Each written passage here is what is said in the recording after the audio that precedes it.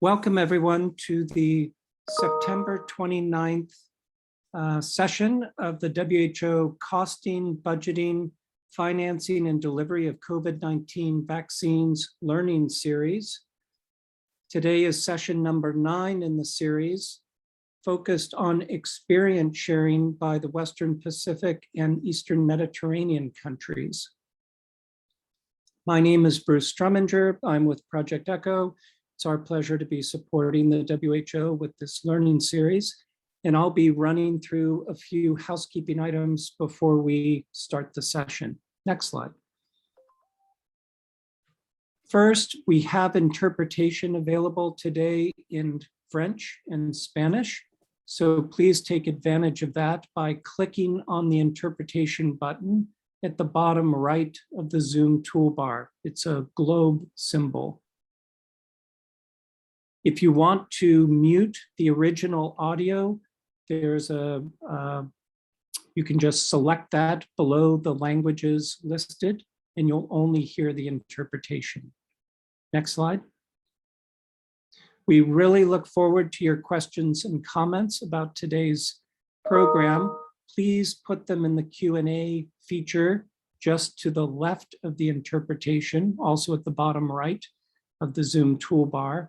If you have any IT issues or logistical issues or questions about the certificate of attendance, please put that in the chat and we'll be monitoring that and try to help you out as best we can. Next slide. There is a closed caption live transcription of the English, and you can access that also by selecting Show Subtitle. In live transcript, or choose live transcript, then show subtitle, and that's also accessed at the bottom of the Zoom toolbar. Next slide.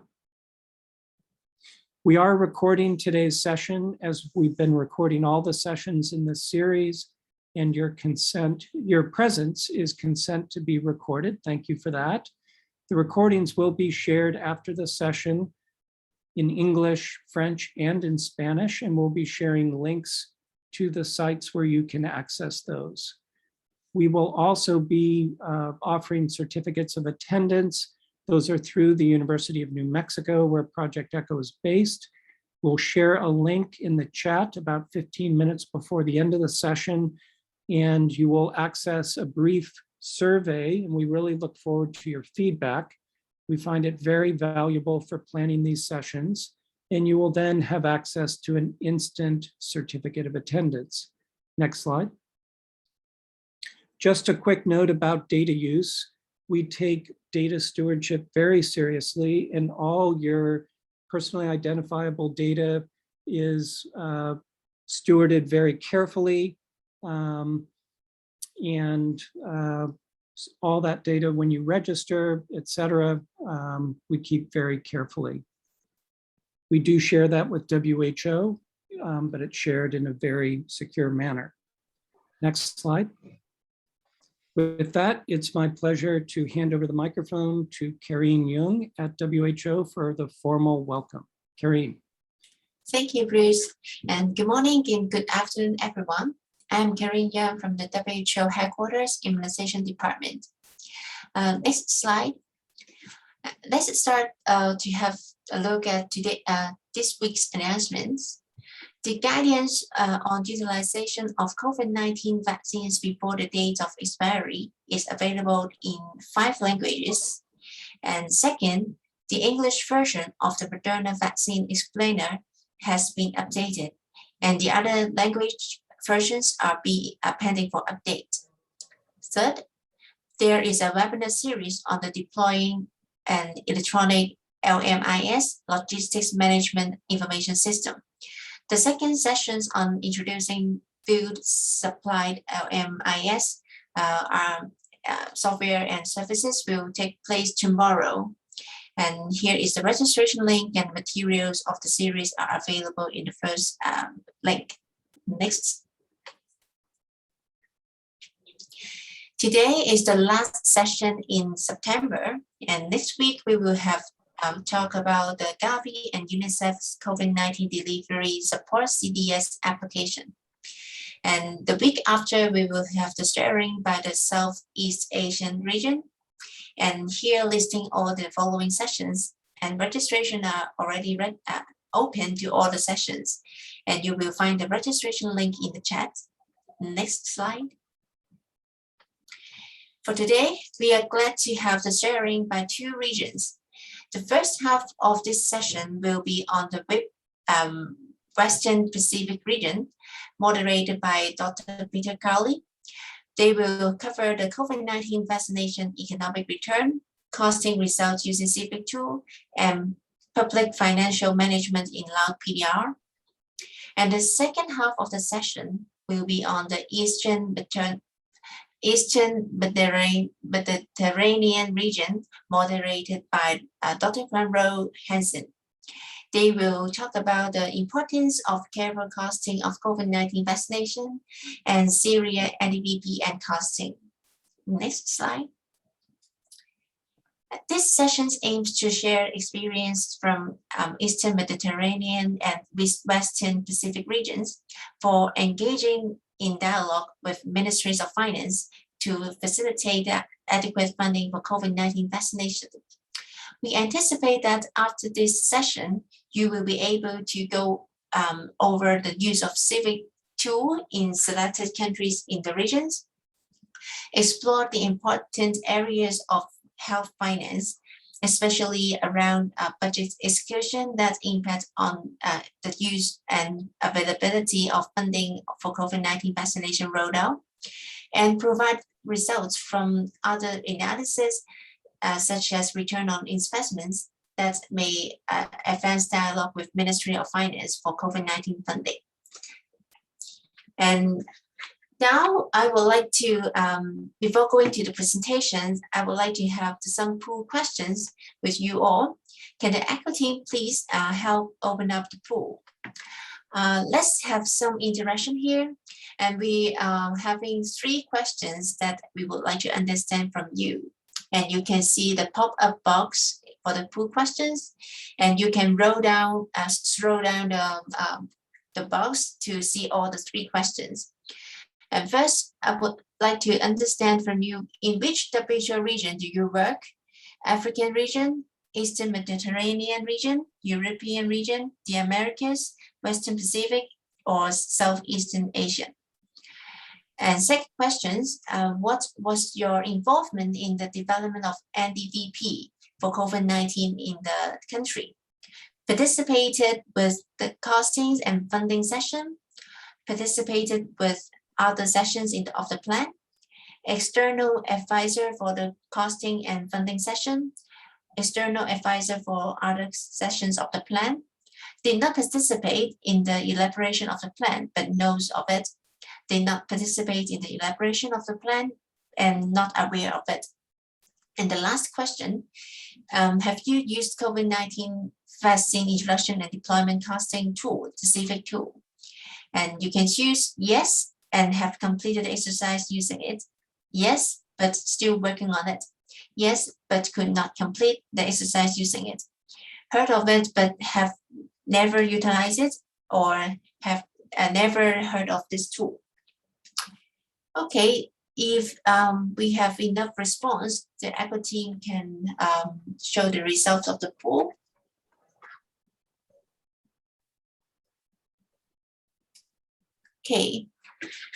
Okay, good. So we have the majority from African region and also Eastern Mediterranean region. So hope that you can hear more information from your region from the session. And the second questions, most of you participate in other sessions of the plan of the NDVP, but not the costing and funding. And then most of you heard of the Civic Tool, but did not use it. And hope that from this session, you will hear more about the Civic Tool and see if it's applicable to your country. Okay, so without further ado, my pleasure to hand over the microphone to Dr. Peter Carley to start the sharing by the RIPRO's region. So next slide. Yes, thank you. Peter, please. Thank you very much, Kareem, and thank you, Bruce, for the introductions. Can everyone see and hear me all right? Yes, great. Super, thanks.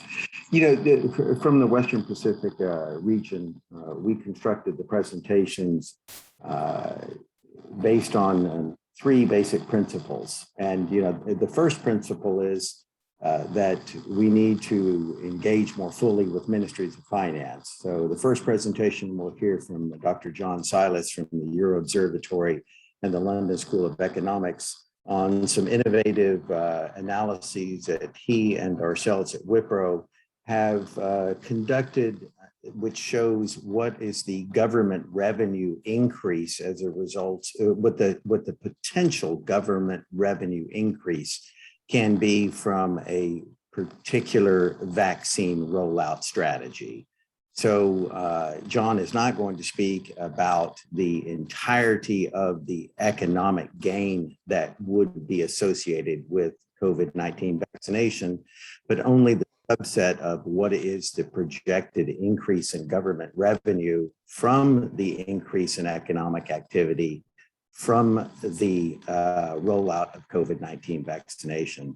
Then we'll move on to Dr. Enyong Kim from the Lao PDR country office, who will be giving us an update on the use of the Civic COVID-19 vaccination costing tool in Lao.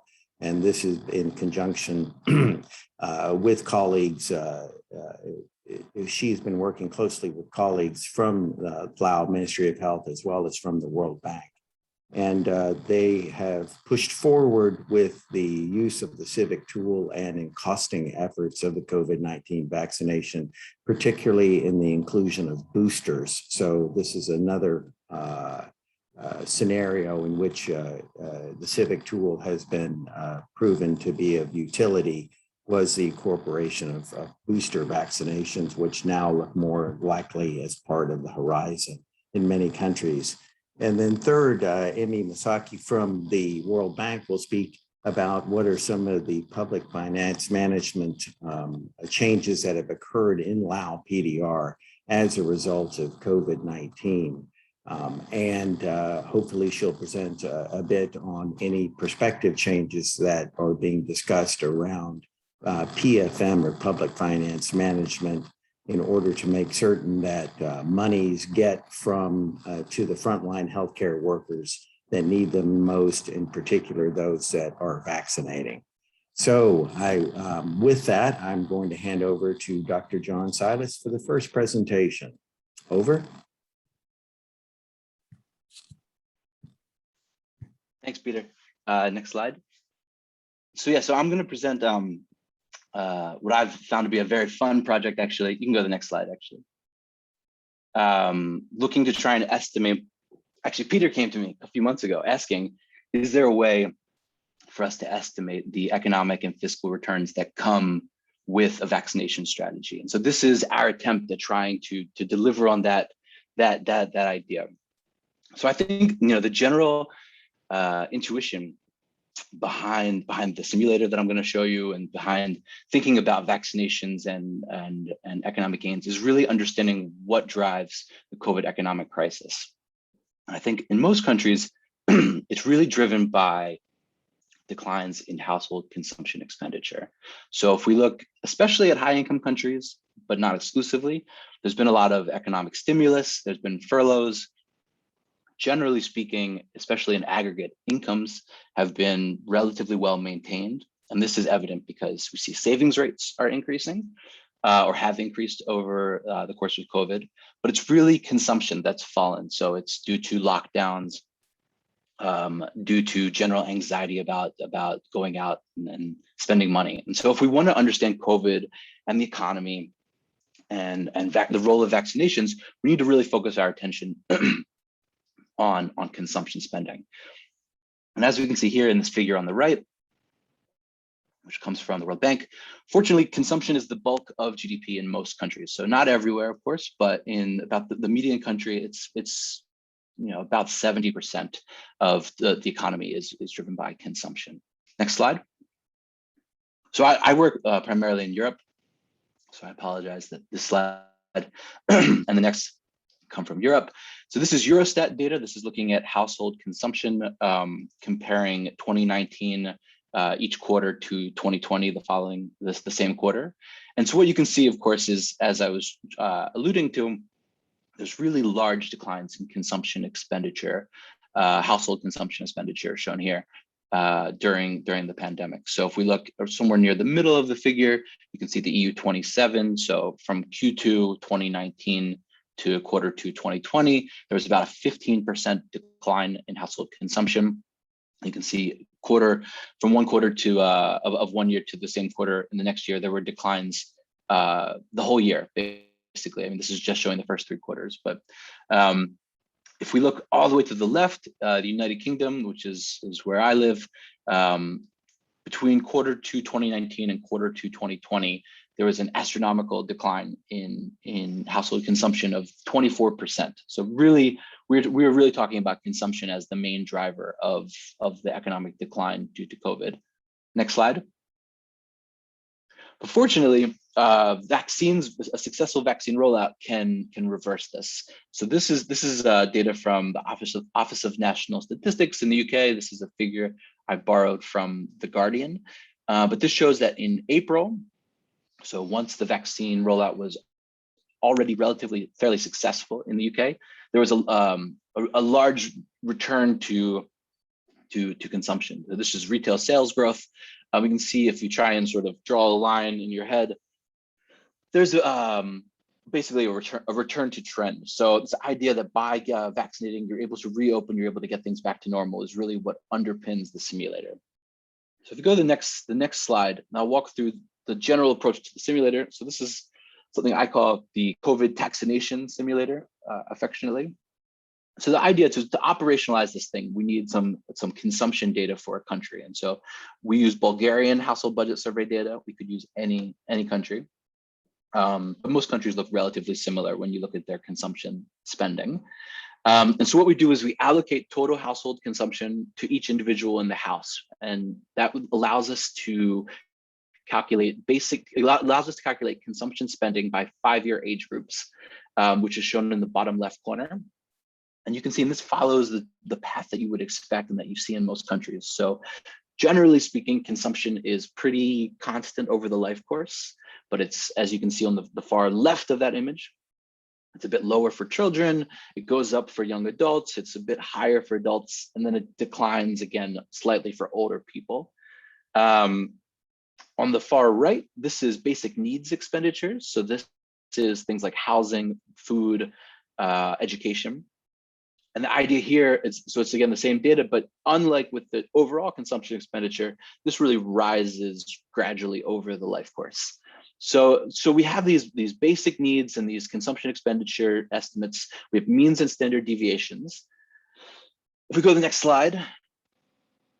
So what we do is we can take any country, so population of any country, we use UN population data, and we create a simulated population of 1,000 people. So it's a fake population that follows the age distribution of whatever country we're interested in.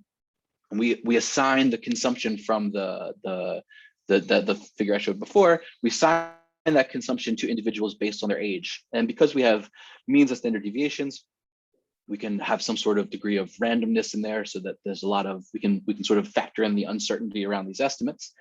But using these simulated populations, which we can make for any country, we can produce consumption patterns that are pre-pandemic. So the normal, what people were spending based on their age.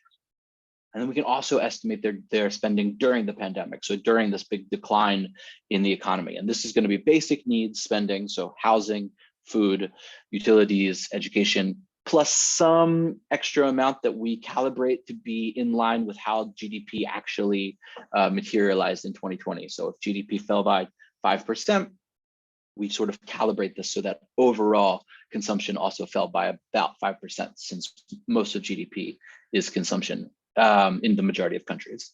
Next slide. So we have our database, right, of people and their spending by age. And so then this is where we build in the vaccines. So we decide who is eligible for vaccines.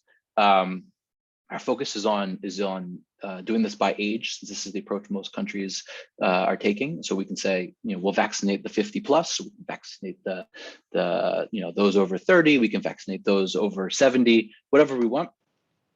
We can incorporate some measure of supply constraints or vaccine hesitancy. I won't talk about that much now, but so we can build in some sort of idea that, okay, we're not going to vaccinate all of the 50 plus, we're going to get some portion of them.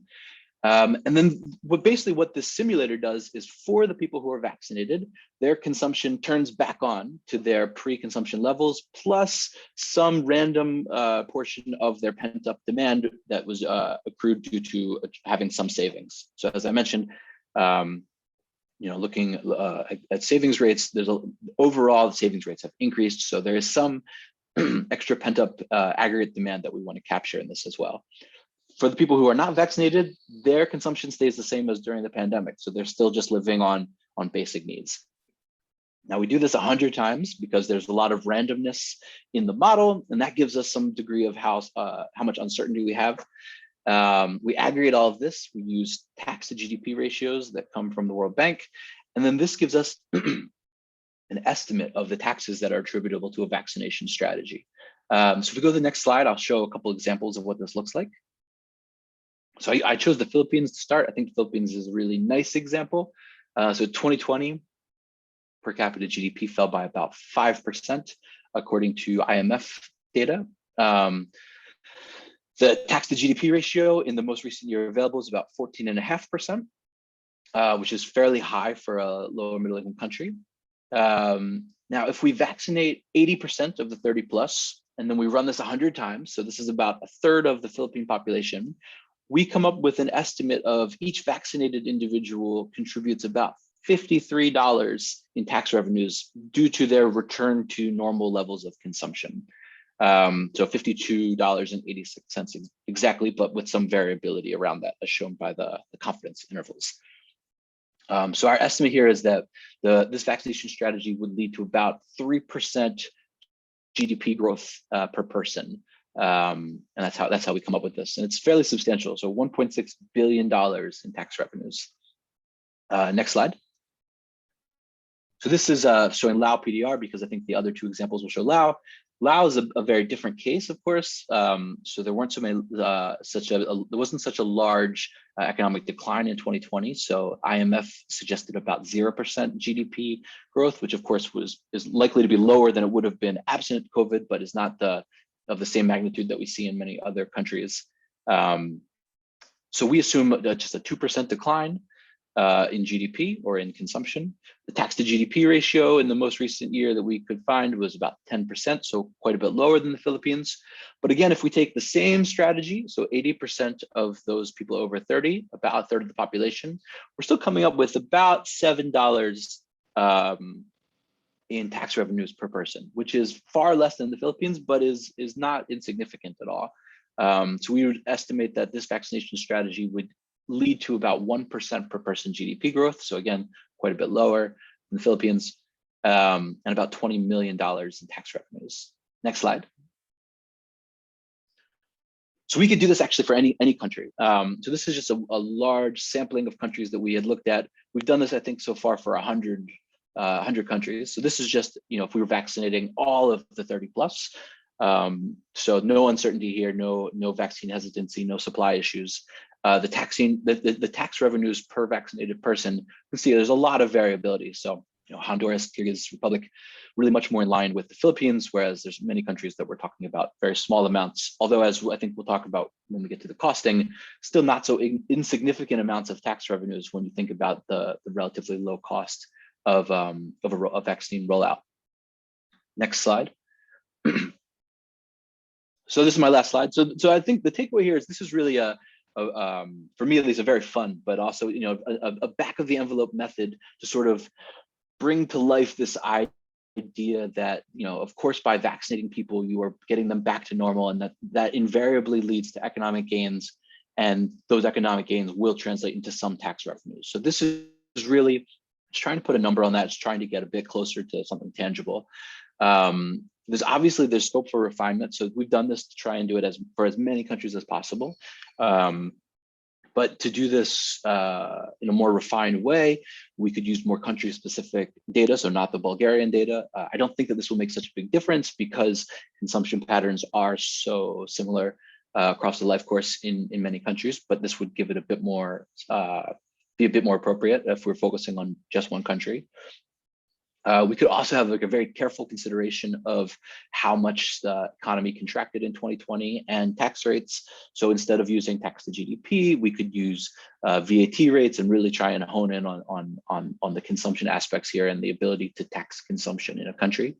But I think overall, this idea about using this as a tool to inspire a discussion with Ministry of Finance about the actual costs of the vaccination strategy and recognizing that there are economic and fiscal gains associated with a vaccination strategy can be really useful for supporting negotiations for additional resources for health, maybe for additional resources to expand on a vaccination strategy and take some of those tax revenues and reinvest them back into the health system.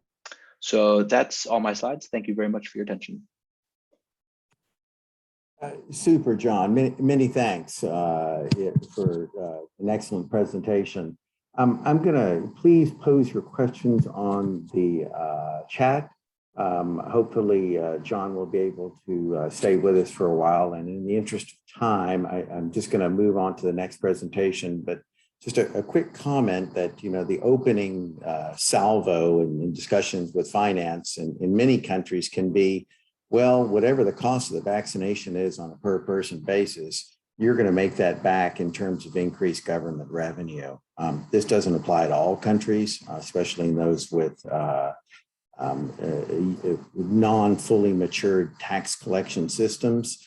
But the argument is still there that it literally pays for itself in terms of increased government revenue as compared to the cost of vaccination. And speaking of cost of vaccination, I'm just going to hand over to Eun Kim from the WHO Lao country office. Over to you. Thank you, Peter. Hello, everyone. Thank you for this opportunity to present the preliminary results of Civic Tool for Lao PDR. Next, please. Next, please. Yeah. The Civic Tool provides a structured and comprehensive estimation of incremental operational and selected capital costs of introducing and deploying COVID-19 vaccines in line with the National Deployment and Vaccination Plan. This Excel-based tool has 4 sheets that users need to provide inputs, including target population, delivery parameters, and vaccine supply, and also the country-specific unit cost and central level costs, and also the target population prioritization. Then it's gonna automatically calculate total cost over the 3-year costing period and for each 6 months time period for introduction and deployment of COVID-19 vaccines. Next, please. Now, key assumptions, target population. Based on the NDVP guidelines, priority target population was about 22.2% of the total population. MOH goal is achieving 50% of the vaccination coverage among the total population by 2021. In this exercise, expansion to teenagers was also included. In this exercise, coverage is based on the vaccine supply, not considering the wastage rate rather than actual population coverage. Next, please. So in this exercise, we consider 4 scenarios. Scenario number 1, all adults would be covered with 50% of the population by end of this year, and then the 13% of the total population in the next year. In scenario number 2, all teenagers will be covered from 2022. We also consider adding booster shot for 100% of eligible population one time for scenario 3A, and then annually for scenario 3B. Lao PDR is the first country for estimating cost of a booster shot using Civic Tool. Next, please. COVID-19 vaccine supply. In Lao PDR, various vaccines arrived and will arrive from COVAX and donations by bilateral and multilateral development partners. This table shows the distribution of vaccine supply as a share of a 2020 total population based on World Bank database, not considering wastage loss. By the end of this year, about 55% of 2020 total population will be covered through 20% from COVAX and 35% from non-COVAX vaccines. In this exercise, cost sharing for COVAX vaccines beyond 20% of the population was set at $7 per dose for planning purpose, and cost of non-COVAX vaccines set at $7 per dose for vaccines with 2 doses regimen and $14 per dose for J&J with 1 dose regimen. Cost of one booster shot was set at $7 per dose for planning purpose. Next, please. Delivery. For delivery, based on the routine immunization coverage, 14% of the total population were assumed to be hard-to-reach groups for whom mobile outreach would be used. In the tool, there are 4 delivery modality, fixed site with cold storage and fixed sites without cold storage, and residential institution and outreach and mobile sites. Delivery modality affects vaccine deployment costs. Based on the government plan, J&J vaccines will be used for outreach in remote areas and quarantine facilities to minimize burden for people to get vaccinated twice. J&J vaccine could cover the hard-to-reach population. It's about 14% of the total population through delivery modality 4. For teenagers, only Pfizer were assigned. There are various distribution and service points, including outreach size 2,044, and the maximum number which can be redeployed without compromising essential health services was estimated to 4,739, including 1,100 medical students and about 300 HR8 from the private sector, which accounted for 36% of the total health workers. An uptake rate was assumed at 100% for target population, and vaccine wastage rate was assumed at 5%. Per diem for outreach was assumed at about $3, and transportation cost is also about $3 per motorcycle per day. We included other deployment costs like cold chain and central cost. For central cost, I referred to cost in Gavi CDS early access window proposal for Lao PDR. Next, please. Now preliminary results. The tool calculated total cost over the 3-year costing period and for each 6 months time period. Grand total cost for covering all others was $77.5 million over the 3 years, with a vaccine procurement cost of $65.4 million and vaccine delivery cost of $12 million. Covering all teenagers would cost about $19 million. And booster shot for scenario 3A and 3B would cost about $50 million and $81 million. Vaccine delivery cost per dose was about $2. Per fully immunized person cost also estimated in the Civic Tool. Next, please. For covering all others or teenagers and 1 booster shot, that would cost $146 million. Next, please. And for annual booster shot, it would cost $177 million. Next, please. So this slide shows the distribution of cost by time period by scenario. Yeah. Next, please. And this slide presents a breakdown of the cost according to the 9 NDVP 2.0 common categories. These are presented as a total over 3 years. Civic Tool also provide a cost by time period, a 6 months time period, but it's not shown here. Next, please. Pie charts also present these breakdowns graphically. Overall vaccine procurement cost accounted for the largest share, followed by demand generation and communication and cold chain. Next, please. This table shows vaccine doses needed by scenario. Most of vaccine delivered in Lao PDR so far were donated. So it is important to know doses needed so the government can effectively communicate with other countries on the dose demand. Next, please. For covering all adults or teenagers and one booster shot, about 16 million doses would be needed. Next, please. For annual booster shot, about 20 million doses would be needed. Next, please. So resource mapping.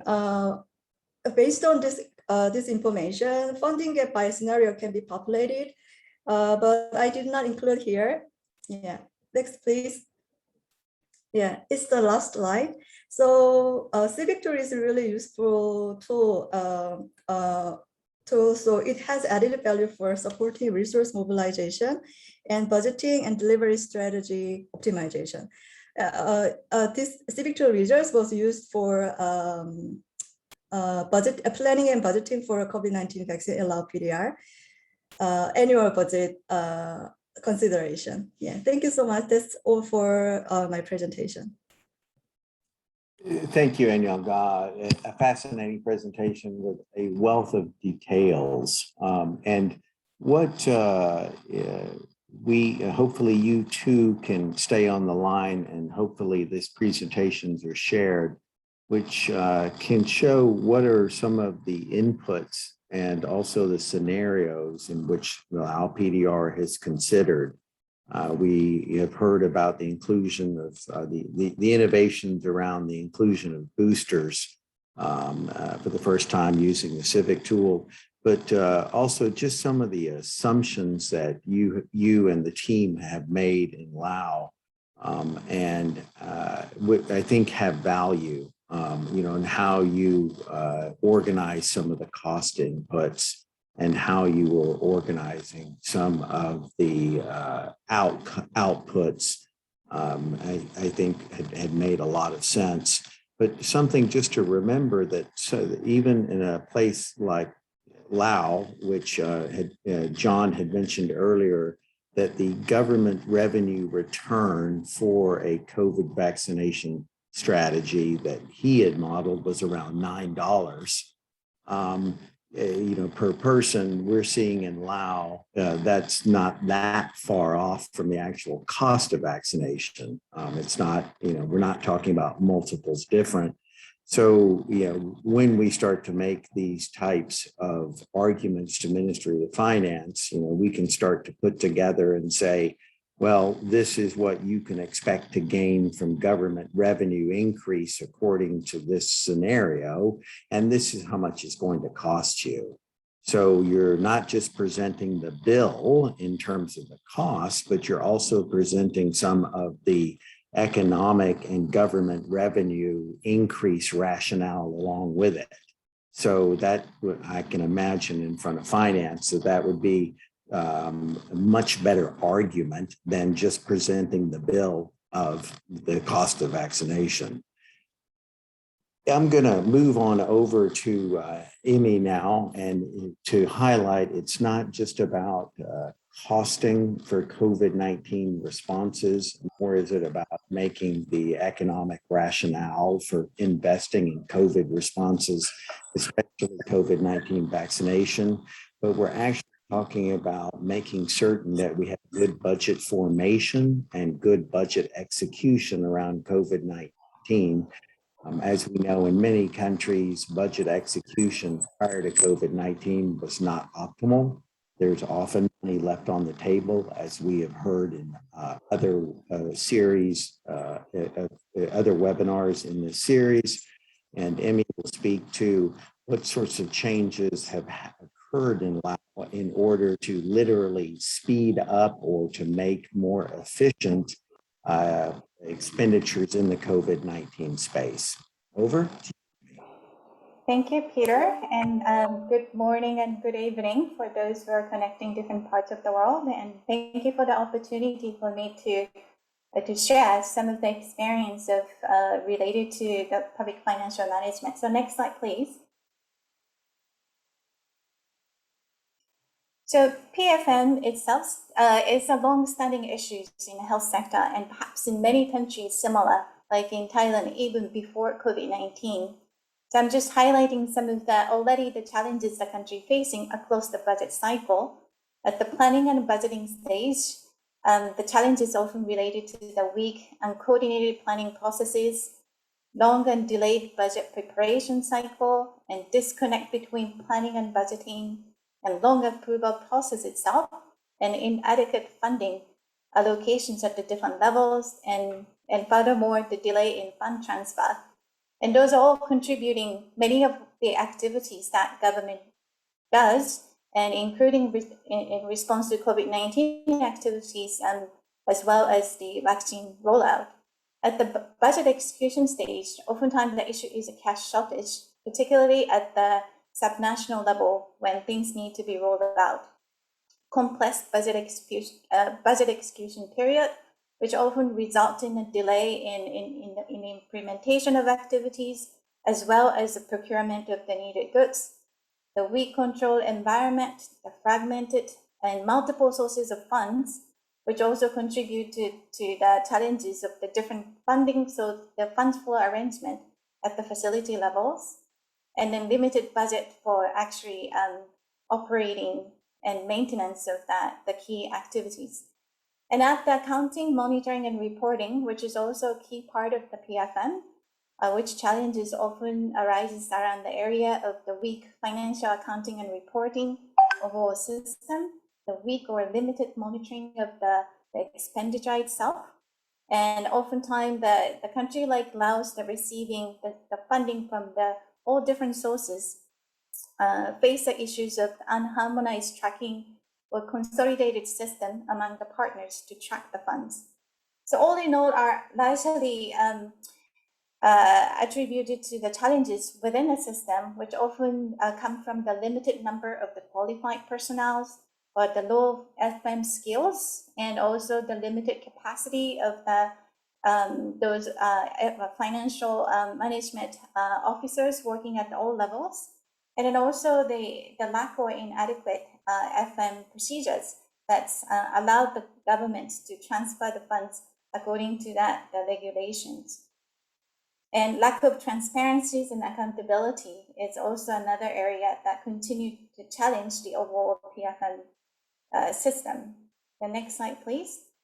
So I think we talk a lot already about Laos, and then I think, but just to give a little bit more of the insights of what happened to the Lao economy as a result of COVID, and I think it's very similar to many countries in this region as well as outside as well.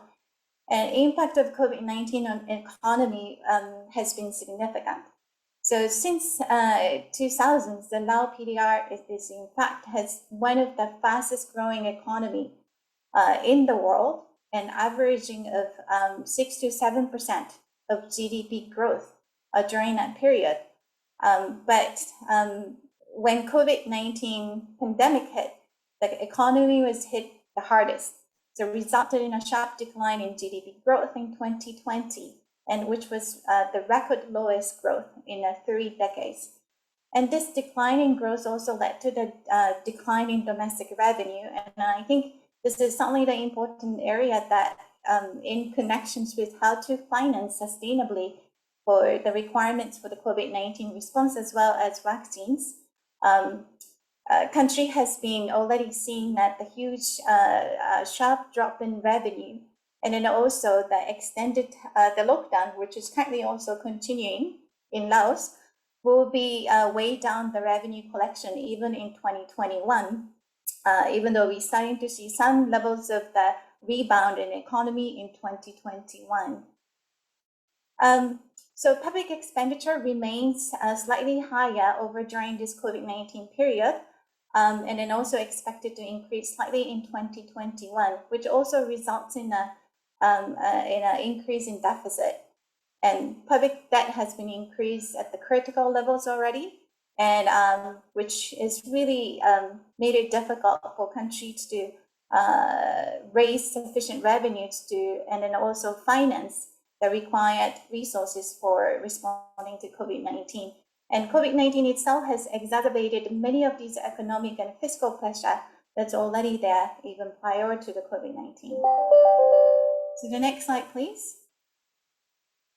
So just on the health budget, so the Lao is perhaps to be characterized with the low government spending on the health sector.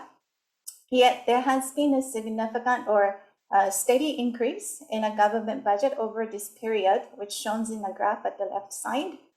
The government budgetary spending has increased from the $56 per capita in 2025 to $72 per capita in 2019, based on the national health accounts in 2021. But then budget executions in the health sector remains a challenge. The release of funds are in most cases lower than approved budget. So which shows in the right side of the figure. So in 2019, roughly about 88% of its planned budget was executed. And in 2020, the budget plan was revised after COVID-19. So there was a budget cut in the midst of 2020. And the total budget released was a 98% of that revised budget plan, or 93% of the original budget before the budget cut. And now, as of August 2021, roughly about 47% of the budget plan has been released, and we like to monitor how that remaining period. And in addition, the government has approved that supplemental budget for the emergency use, which was approved and released for the health sector for the COVID-19 response in 2020 for the amount of 10 billion kip. And subsequently in 2021, the roughly about 7 billion kip is also planned for these emergency funds, which with the specific purposes, including the vaccine procurement in 2021. So so far out of that 7 billion, 1.5 billion has been released at this stage. The next slide, please. So I just wanted to briefly talk about what changes or adjustment has been made in the area of both policies and budget in responding to COVID-19. So government of Laos has mobilized significant resources, both from the domestic as well as external sources, and also approved the supplemental budget, which I just mentioned, to support the emergency, to release the emergency fund to the front line. And government also introduced that expedited budget approval processes for the emergency response. So which was really critical for to allow the funds to be released at the frontline levels at the earliest possible. And then also endorse that the temporary or new decrees and orders to allow for more response to the required adjustment in policy. I'm just giving you two examples here. So in 2021, most recently, the government issued a decree, which is focused on the implementation of the national budget policy for the COVID-19 prevention and control activity, and to determine the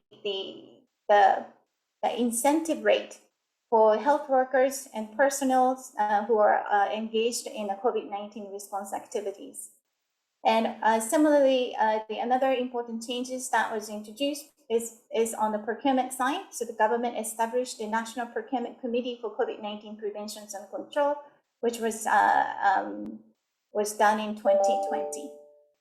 The committee itself is led by the Deputy Prime Minister, and to allowing to coordinate the different procurement needs across the ministries. The next slide, please.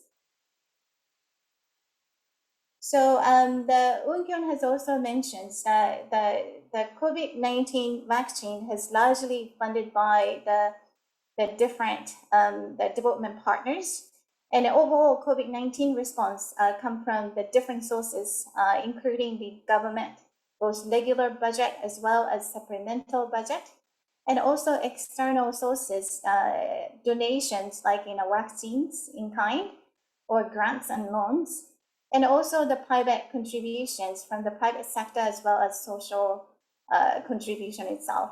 And there are different type of expenditures allowed based on the type of the funds that's made available. But as you can see that there's so many partners are there to support that, the overall COVID-19 vaccine response for Lao PDR and then also for the vaccine rollout. Next slide, please.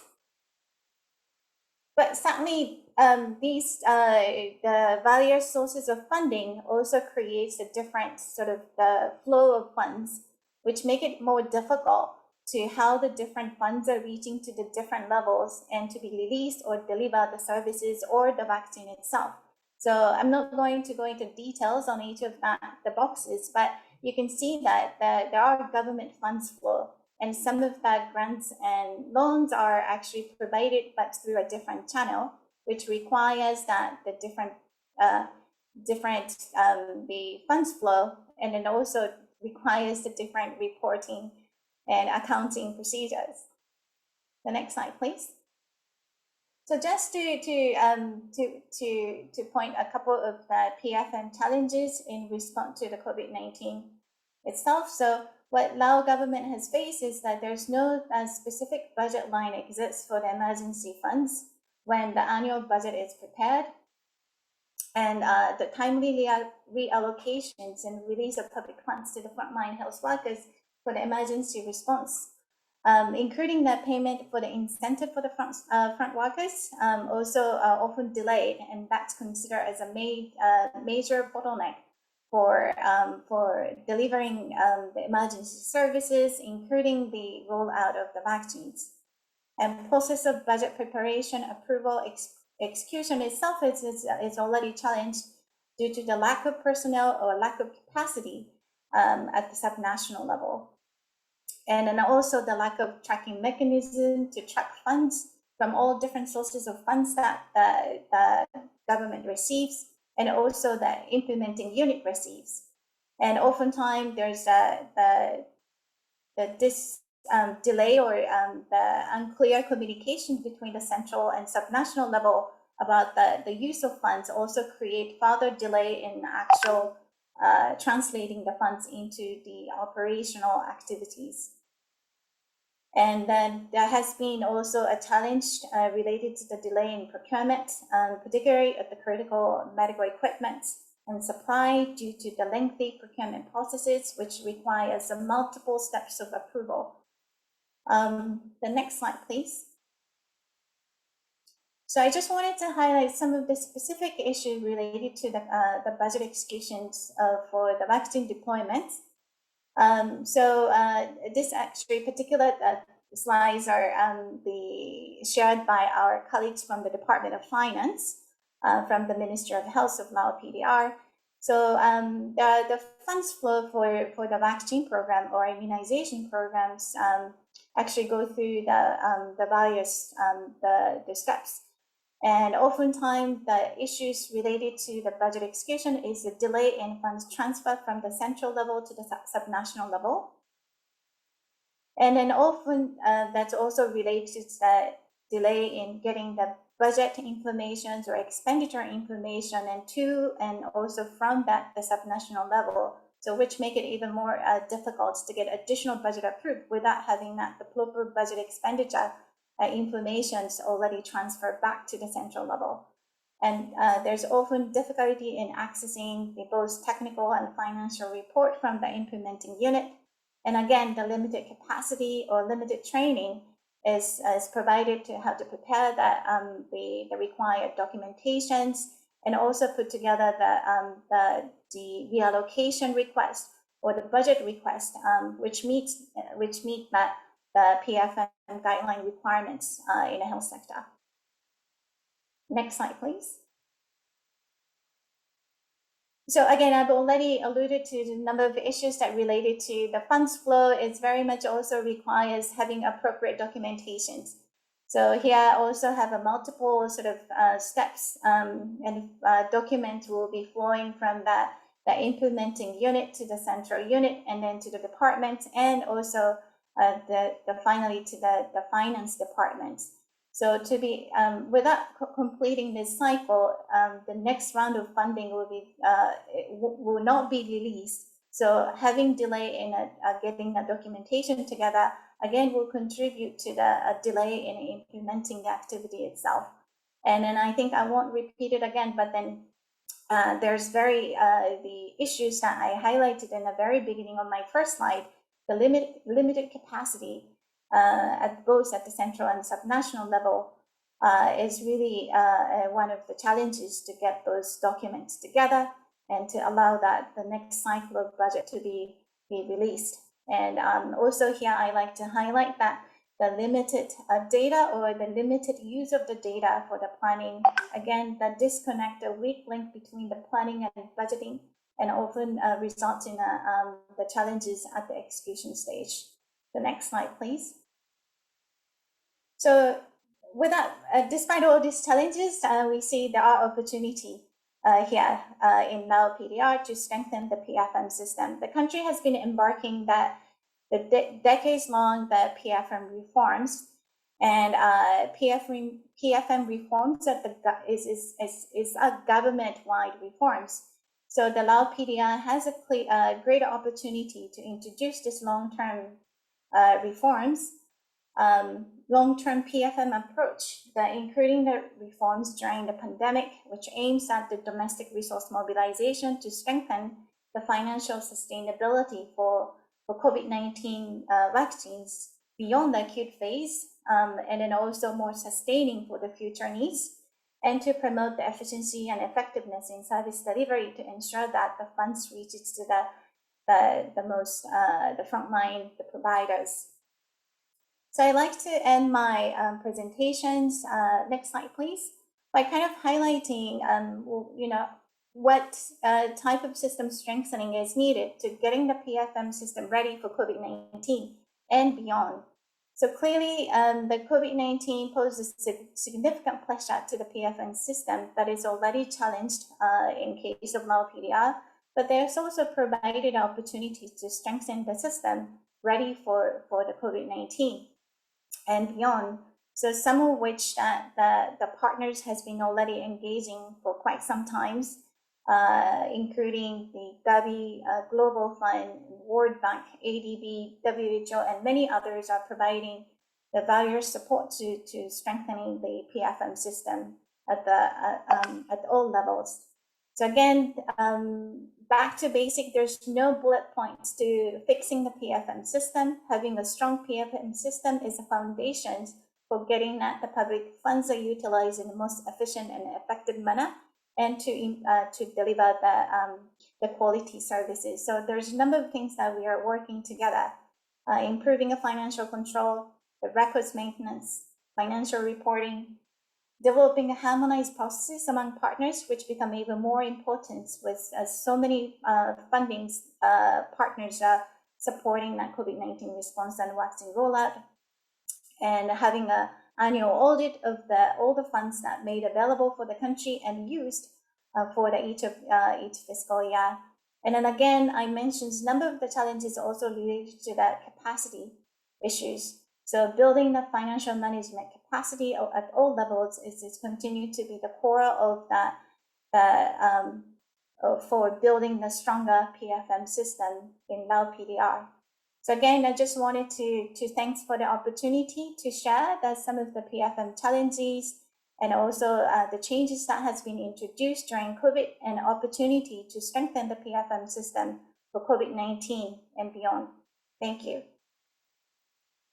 Thank you, Emmy, for the presentation. And I just wanted to sum it up just very quickly before handing over to Karine.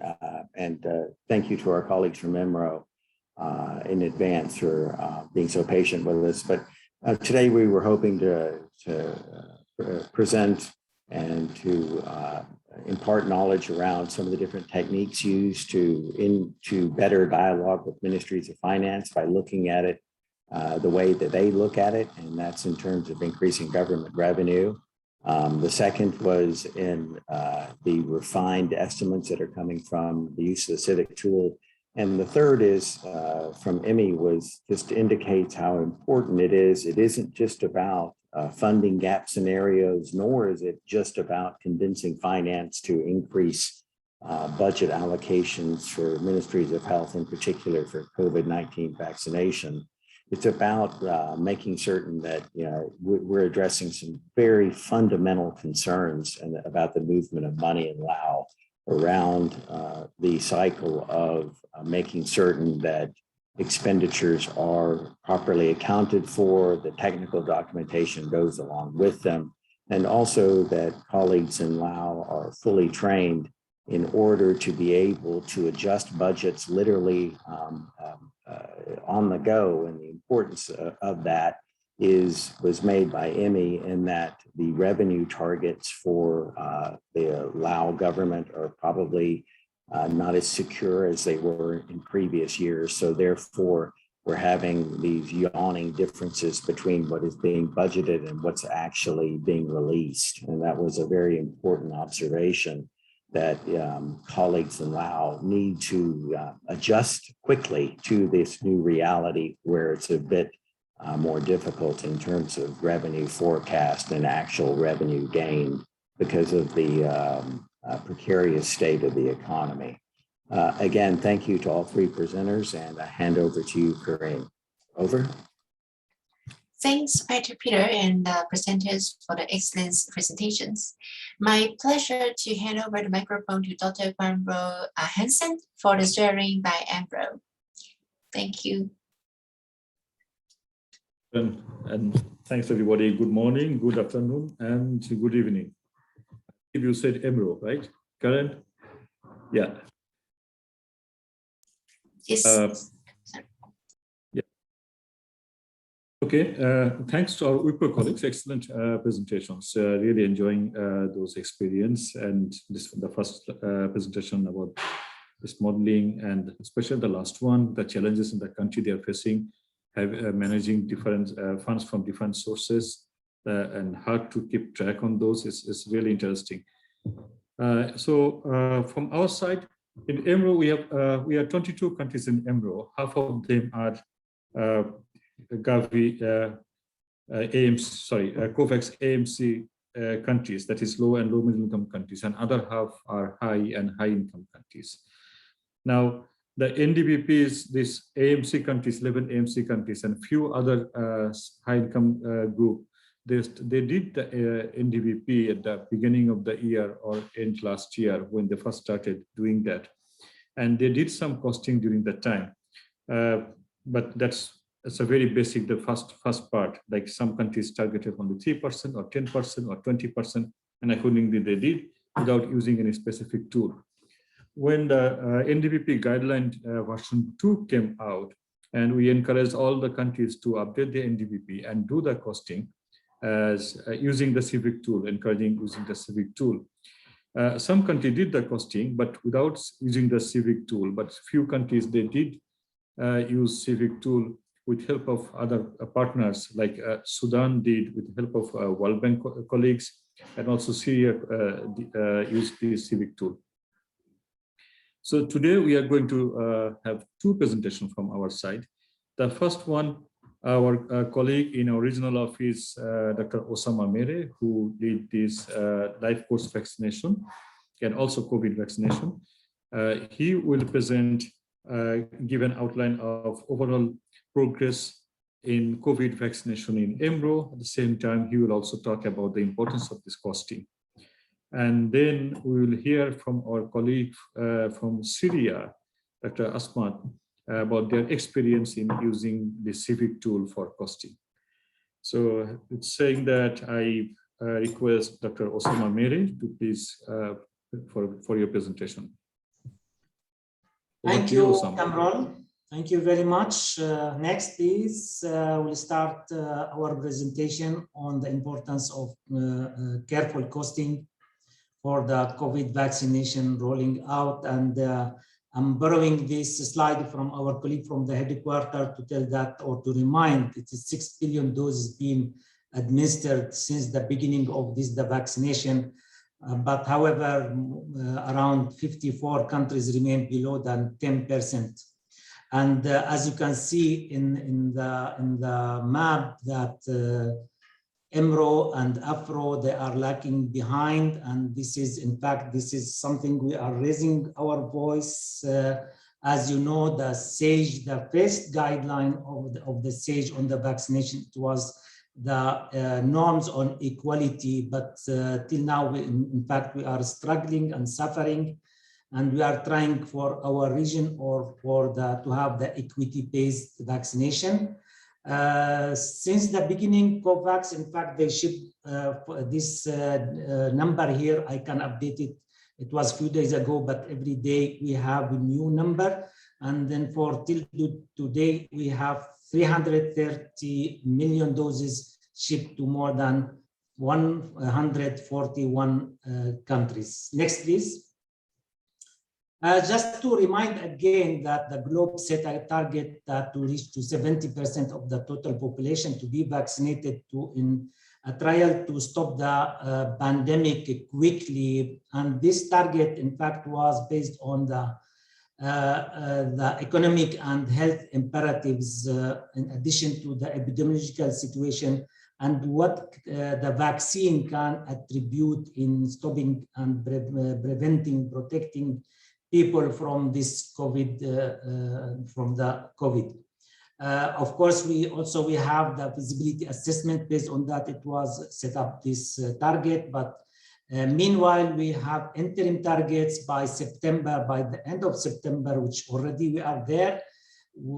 Every country should achieve 10%, and by the end of this year, every country should achieve 40%, or we can say the globe. Next, please. Here I will go directly to the countries and the population coverage in our region, and this is the 22 countries. And as you can see, we have the high income self-financing countries, we have the high middle income self-financing countries, and then we have the 11 countries, AMC countries, but some of them, 4, they are non-Gavi eligible, while the rest, they are Gavi eligible countries. And as you can see here, if we take the coverage remains heterogeneous, in fact, and 13 countries already achieved 10%. But if we can look for the 40%, it is only 5 countries. 20 to 40, it is 5 countries achieved. From 10 to 20, we have 3 countries. Unfortunately, we still have 9 countries less than 10%. Out of them, the 7 eligible Gavi countries, all of them, they are less than 10% except Pakistan. In fact, this is something which is worrying, and we are trying to work with all these countries. But the good thing, we have around like 7 countries we can expect that by the end of this year, they will achieve the 40%. As you can see, it is Oman, Kuwait, Lebanon, Jordan, Iran, Tunisia, Palestine, Pakistan. Either they exceed the first dose, like the 20%, or we know that they are doing well, and the trend of the consumption of the vaccine is very high. Like in Pakistan, we know that they are vaccinating more than 1.5 million doses on daily basis. Next, please. Again, it is the same slide, but just to show here in map how the high income country or the high middle income country, which is the Gulf state, Jordan, Tunisia, and Morocco, they are achieving more than 20% and more than 40%, while the rest, they are still struggling to reach the 10%. And we are hoping that we will achieve, our countries will achieve the set target. Next, please. In fact, I'd like to talk here about the costing as per the title of my presentation, but of course, I need to put like the costing with the planning all together. Because of that, as you know, WHO and UNICEF, they developed the Civic Tool, but always when we talk about the costing, whatever the tool you are using, it can be accepted, it will be very good, but at least you need to have any tool, proper tool, of course, to calculate your budget. Then I think this Civic Tool or any other tool, it can be advocacy tool for the resource mobilization. When you identify your gap, financial gap, then you can go to the partners, stakeholder, and donors too. And of course, it is very important that the Civic Tool or any costing to be aligned with the NDVB. Because of that, the NDVB should be updated whenever any countries feel that it needs to be updated. As Cameron was saying, it was developed in the beginning of the vaccination cycle, but maybe at the end of 2020. But now some of the country, they updated it, and it needs to be updated. Otherwise, because it will affect the population, it affect the prioritization, your strategies, then everything, budgeting and costing will be affected. The Civic Tool, in fact, they support the credible COVID vaccination costing to facilitate the dialogue with the stakeholder and maintain essential health services, which is very good. And we noticed how at the global level, the routine immunization reduced by 5%. And in many countries during the beginning of this pandemic, the routine immunization, in addition to all, even essential health services, dropped down very much, even in some places to 20% only. In fact, this tool was designed to assist the countries in process of planning and costing for the COVID vaccination, but we need to consider vaccine supply or vaccine procurement in addition to the service delivery or for the operations. The rest I will talk on it later, so please next. Here I try to find analyze for some countries where we have very good data about the consumption rate to see what's the link between the vaccine supply, the operational cost, and the consumption rate. And as you can see here, we took the between the 3 weeks, the first week, second and third week of September, and we calculate the differences between the first and second and third. As you can see, we have a problem here, big problem in Afghanistan and Yemen, where they are reducing very much and regretting very much the regression in the vaccine supply, in the vaccine administration. And this is, if you've seen that even Yemen is now on the watch list, which is a big concern. I will come to its coverage as a special case. But you see that most of our countries now, they are improving their consumption rate. Egypt, Djibouti, increased by 6 times, Egypt by twice, Morocco is improving. Pakistan, it's on the same level during September, but it is high, but only this is the times on how many they are increasing or decreasing.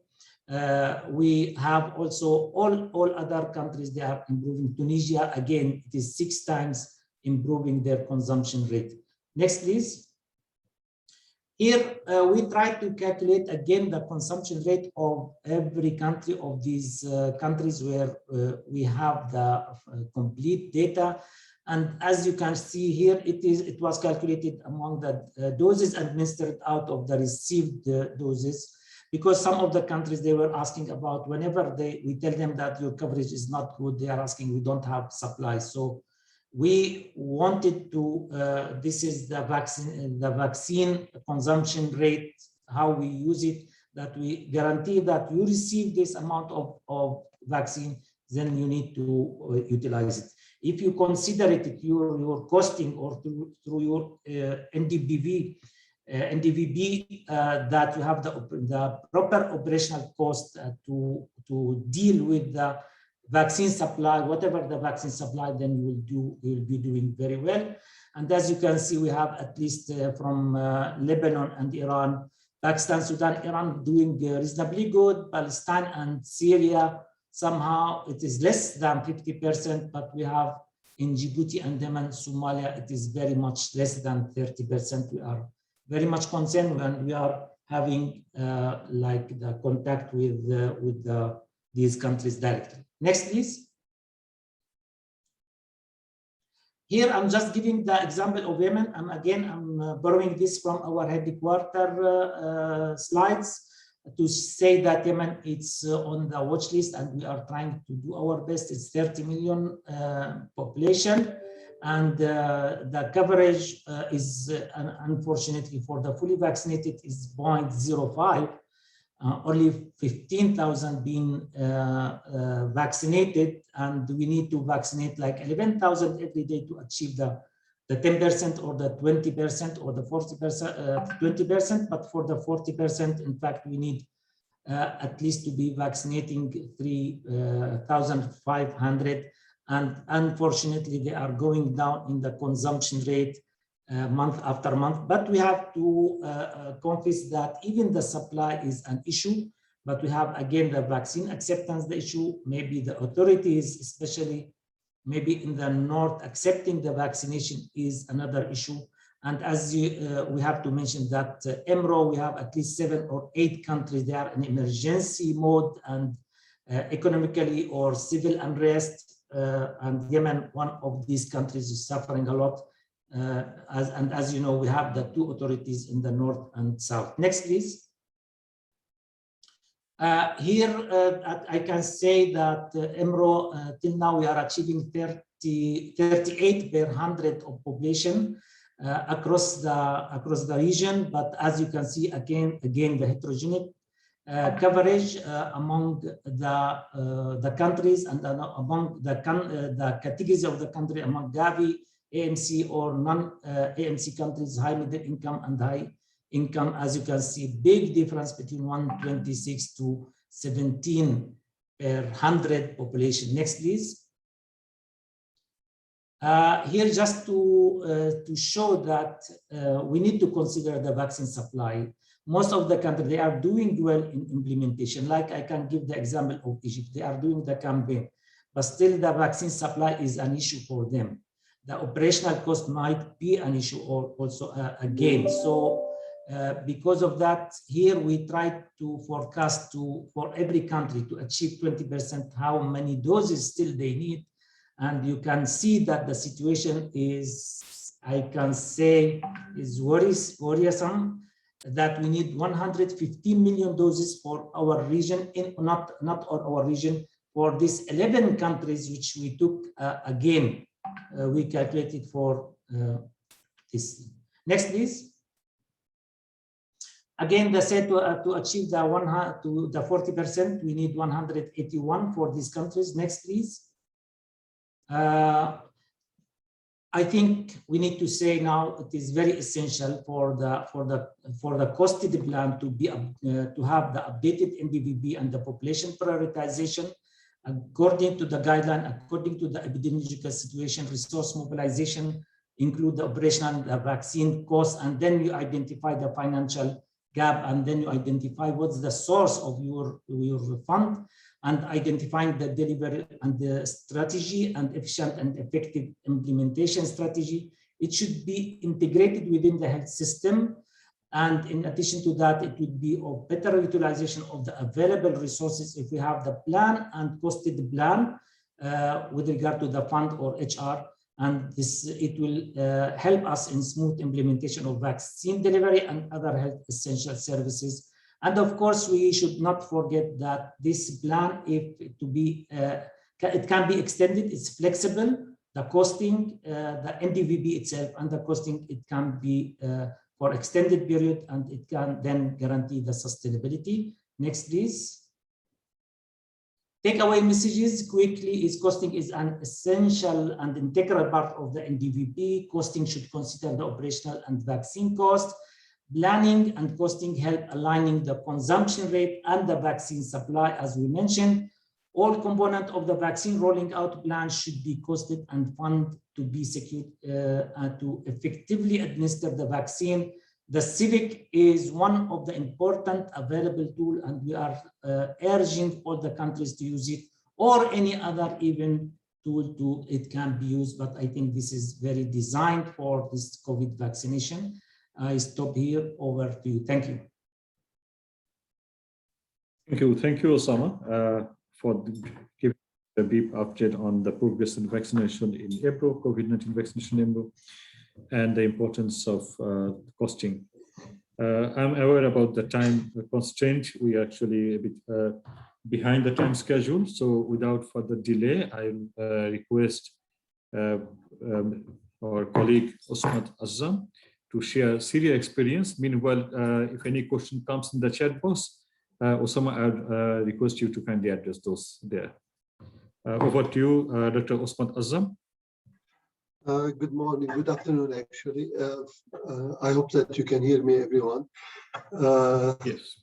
Thank you so much for the opportunity to present the Syrian experience. Actually, it's very interesting, especially that we were preparing the national deployment plan and we were preparing the costing information at the same time, which is really, I recommend that other countries would do the same.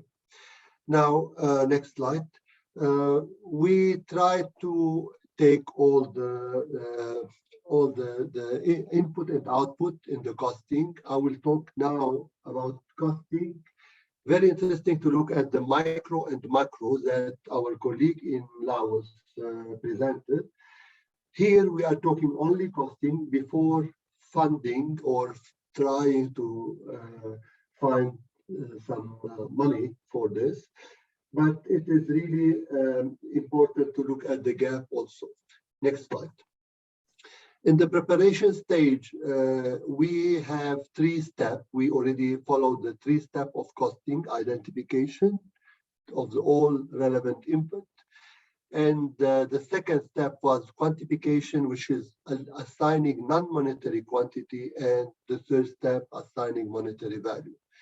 I want to say here that we use the Civic Tool exclusively. Everything in the Civic Tool, we use it in Syria, and we come up with the result that we will show it to you today. Next slide. Before starting, we have to prepare the data needed for costing, is for sure the population, region, target population. Also, the phases for implementation that the government decided, the government, WHO, and UNICEF decided for 2 scenarios for Syria. 3% of the population will be covered in the first phase, and 17% of the population will be covered in the second phase, which come up with 20% coverage. Now, the needed vaccine to cover each phase, also this is the information that we already collected before starting the exercise, needed vaccine supplies for each phase, and human resource for health, which is really very important, especially for Syria, where there is some shortage in the labor force. Also, we prepared all the information about training and workshop needed for this job, the team logistic, the operation, and then the communication, development, and campaign, which is really very costly out of this cost exercise. Next slide. The data source was from the government record and household survey, market survey, interview between UNICEF, WHO, and the Ministry of Health. So UNICEF allocated some expert from international expert for this job. WHO also allocated expert, and the Ministry of Health officers were there. Now, the other information that you already collected also is from health management information and a lot of epidemiological information. COVAX and Gavi was really our main data source because they already have the information related to the vaccine and the supplies. And I want to say here that the Civic Tool helped us a lot in allocating money to each of these supplies and others, because it's auto-generating from the Civic Tool all the information that you needed. Next slide. In terms of in terms of limitation here we have to say a lot of limitation because you're using a tool that built for every country, not only exclusively for Syria.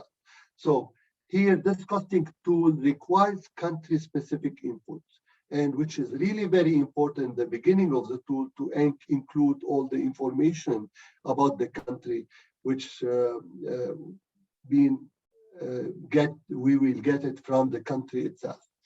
The tool is meant to help the government before implementation.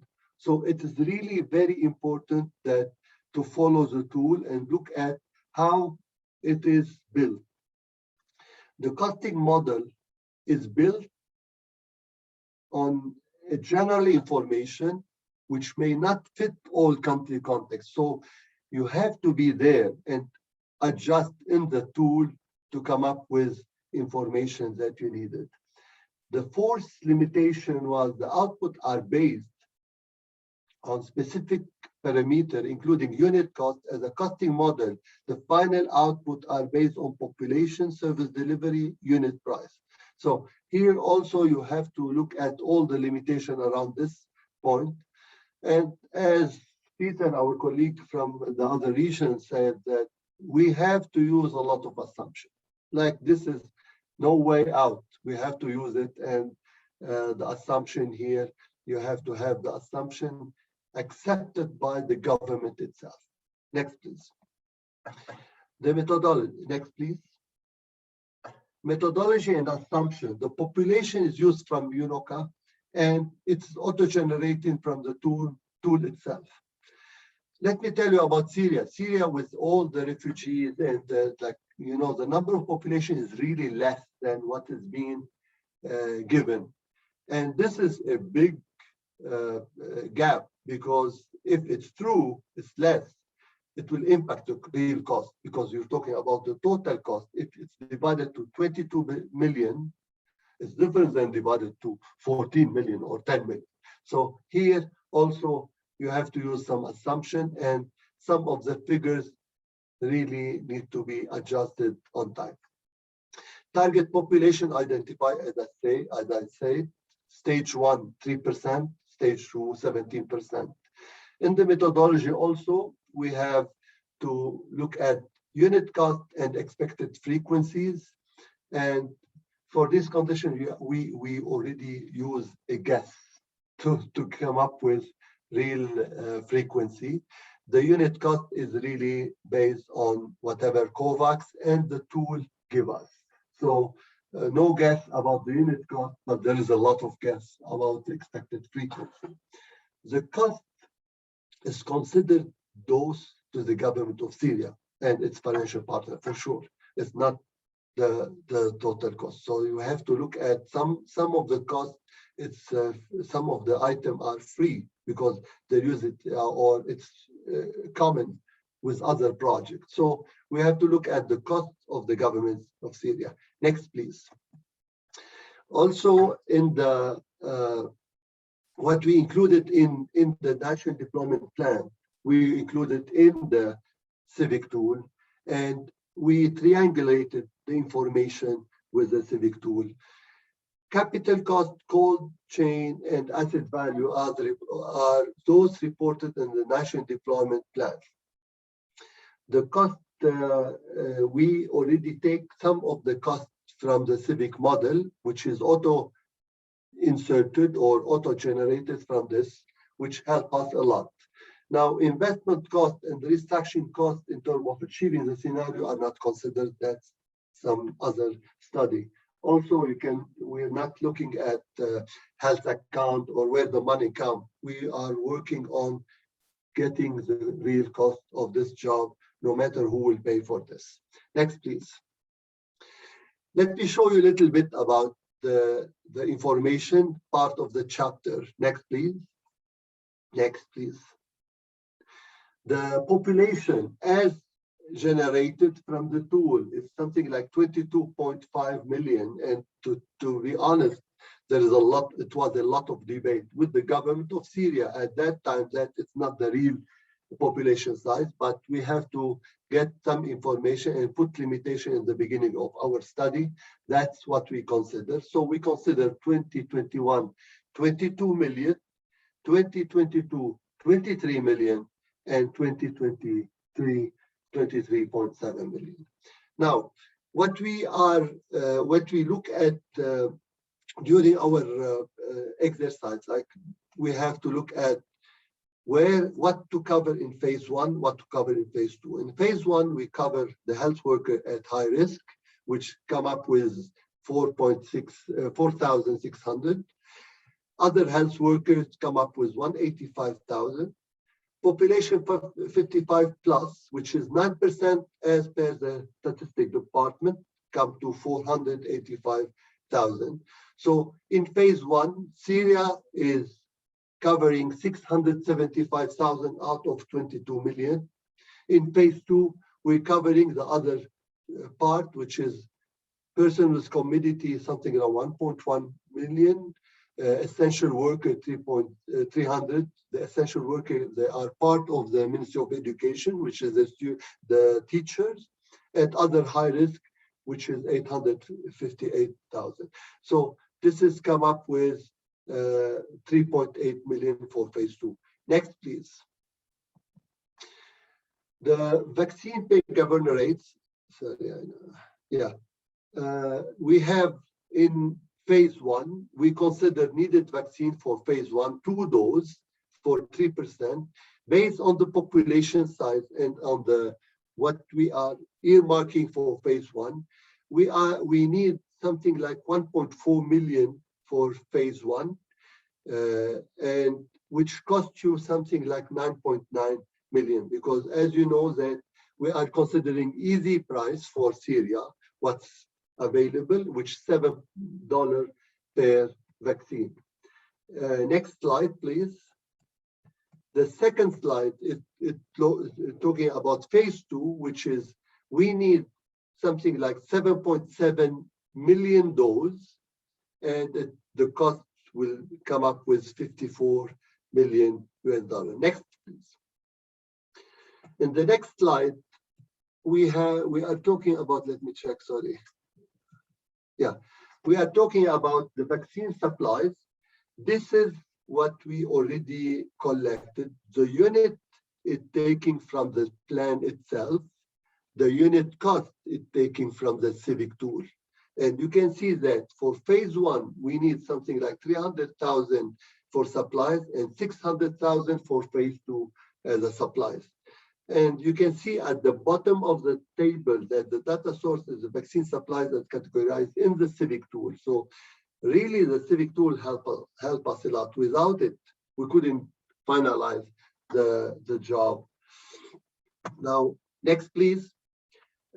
Under the human resource for health, what needed is what's included in the national deployment plan. And this is really a lot of effort at the national team to come up with how many vaccinators they need, how many teams supporting what the doctors, district supervisor, logistician, all these taken from the national deployment plan, and the unit taking there. And the unit cost, we already asked the salary per day, and you can see that how many days for each one, and you can come up with the total needed money for human resource for health.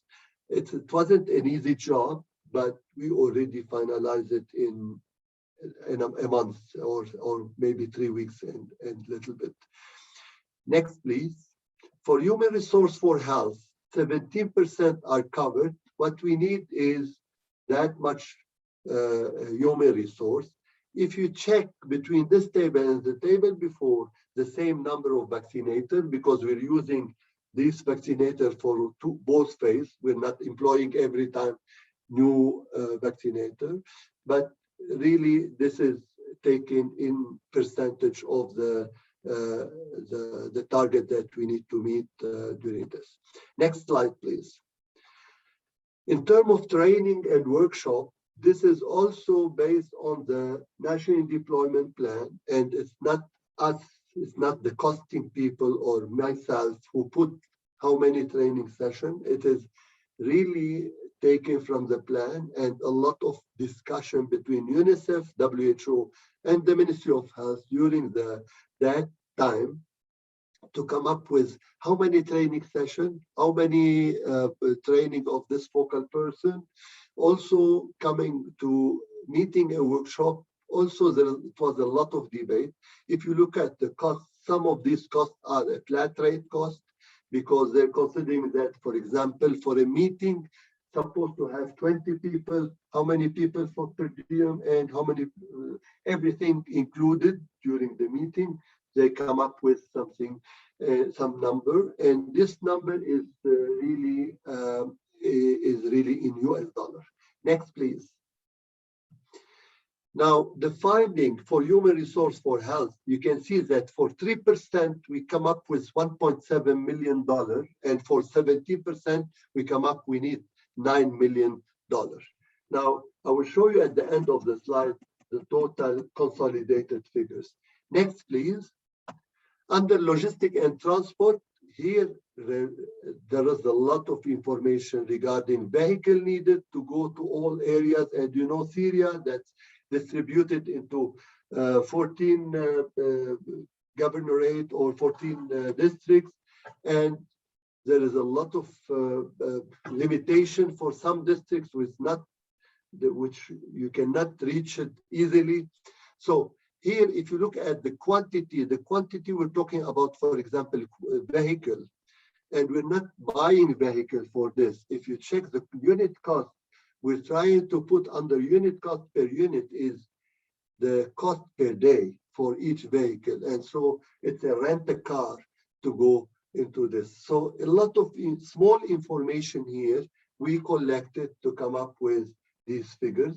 And you see that also we have some logistics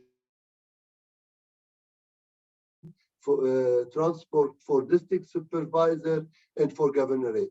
I want to say here that some of the information related to the vaccine and transportation of vaccine are also included, and it's up to the Civic Tool to come up with these numbers. Next, please. Monitoring and evaluation and communication, which consume a lot of money. For 3%, we come up with some kind of almost $1 million. And for 17%, we come up with $6 million. So all of these also, next, please. I will, next. Yeah. Cold chain, under the cold chain, also it is, we use the information from UNICEF because fortunately, that UNICEF had a lot of information related to this cold chain and also WHO, and we come up with this number. Now, in terms of next, please, final result, because we took more time. Okay, and the final result, next, please.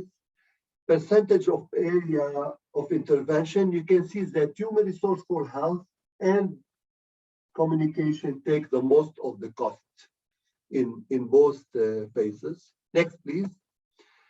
Under the percentage, the composition of per area of intervention, you can see that under 3%, the distribution, and under 17%, the distribution. Let me go next also to show you the final result in terms of macro information. Next, please. Summary finding. Look at this. This is the result of all the costing, which is the total population 22.5 million. Scenario 1, 3%. Scenario 2, 17%. The population is the first line. You can see that at the end of the day, 20% of the population is 4.5 million to be covered. And you can see that under all these, the vaccine is paid by them, but the others are in the National Deployment Plan. Something like $6.7 per person, per capita, the cost of the vaccine, not including the vaccine, and $7 for the vaccine.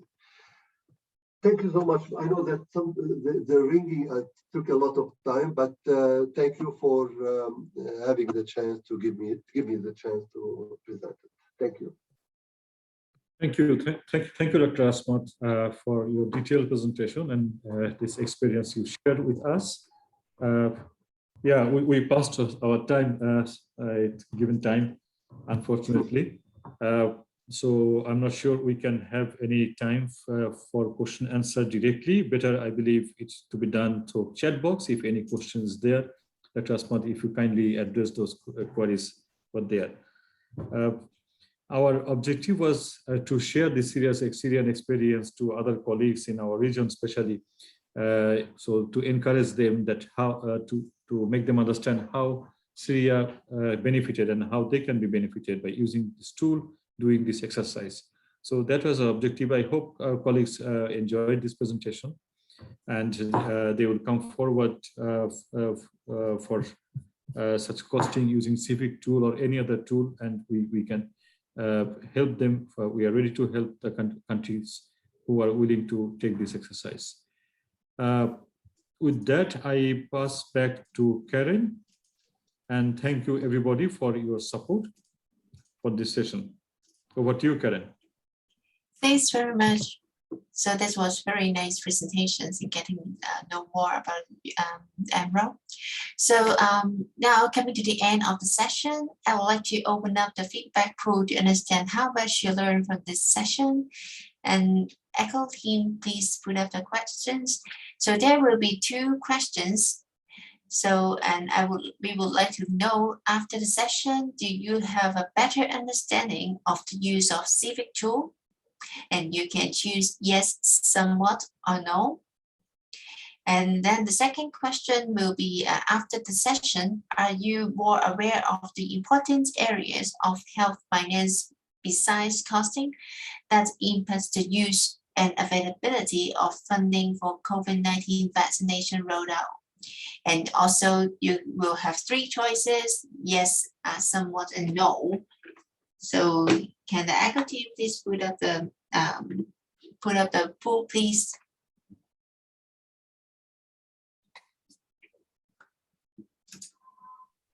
Yeah, sure. Can just guess a few seconds.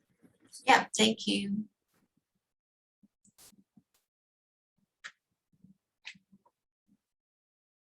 And in the meantime, maybe we can also go to the next slide so that you can have some information. Yeah, okay. So I think you can also see the box pop up, and you can choose yes, somewhat, or no for each questions. The first question and see if how much you understand about Civic after the session, and the second one would be on how much you're aware of the important areas of health finance. And if we have enough response, we can also put up the results.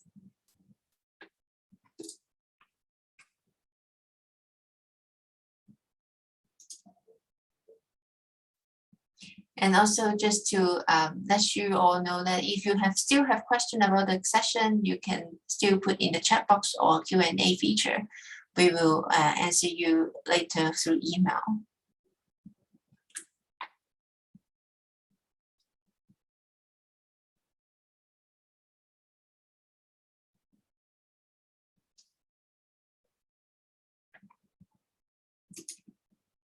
Okay. So if we Echo team ready, we can also put up the results. Okay, great. So more than 76% better understanding of Civic. That would be good. So we also put in the chat box the support email and also the material, so you can have a check. Okay, so we can go to the next slide. Okay, here is the slide providing you with the webinar materials, including the recordings and slides. If you have further questions after the session, you can ask the TechNet21 forum or Telegram. And thanks very much for TechNet team for the support. Next slide. Okay, you will find the recordings of this session in English, French, and Spanish. And next week, we will have a session on Gavi and UNICEF's COVID-19 delivery support application. And that session also will be in English, French, and Spanish. Next slide. And thanks very much again for your participation, and we look forward to seeing you again in the future sessions. And thanks for the translator doing the excellent interpretation, ECHO team, presenters, and all the colleagues supporting the sessions. Thanks so much. And any questions related to the session and topic that's not answered, we will share it in the experts, and then we will answer you through email. And wish you all have a lovely day. Thanks a lot. Bye. Thank you. Bye-bye.